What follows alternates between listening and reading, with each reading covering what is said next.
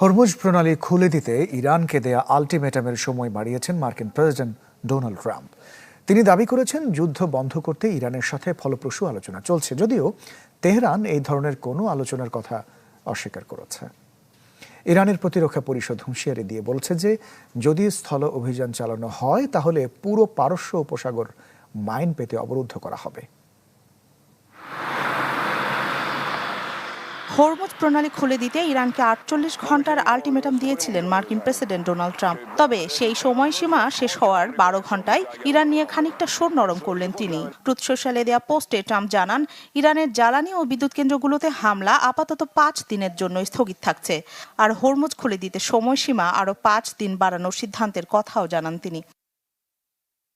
একই পোস্টে ট্রাম্প দাবি করেন, মধ্যপ্রাচ্যে বিরোধ নিরসনে গত ২ দিনে ইরানের সাথে ভালো ও ফলপ্রসূ আলোচনা হয়েছে। এর প্রেক্ষিতে ইরানে আগ্রাসন থামাতে প্রতিরক্ষা মন্ত্রণালয়কে নির্দেশ দিয়েছেন তিনি। উত্তেজনা প্রশমনে সপ্তাহ জুড়ে তেহরানের সাথে আলোচনা চলবে, এ কথাও জানান মার্কিন প্রেসিডেন্ট। হরমুজ খুলে দিতে ট্রাম্পের সময়সীমা বৃদ্ধিকে মার্কিন প্রেসিডেন্টের পিছু হটা হিসেবে দেখছে ইরানের রাষ্ট্রীয় গণমাধ্যমগুলো। দেশটির পররাষ্ট্র মন্ত্রণালয় বলছে, যুক্তরাষ্ট্রের সাথে সরাসরি বা পরোক্ষ কোনো যোগাযোগ হয়নি।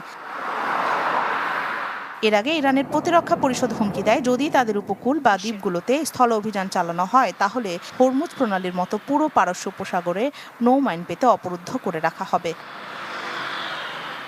ডোনাল্ড ট্রাম্প আলটিমেটাম বাড়ানোর ঘোষণা দেওয়ার পরও তেহরানে হামলা অব্যাহত রেখেছে ইসরায়েল। সোমবার সারাদিনের রাজধানী সহ বিভিন্ন শহরে ব্যাপক বিস্ফোরণের শব্দ শোনা গেছে।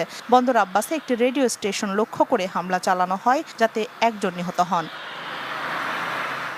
এই যুদ্ধে এখন পর্যন্ত ১৫০০-এর বেশি মানুষের প্রাণ গেছে ইরানে, এর মধ্যে ১,০০০-এর বেশি নিহত হয়েছে লেবাননে।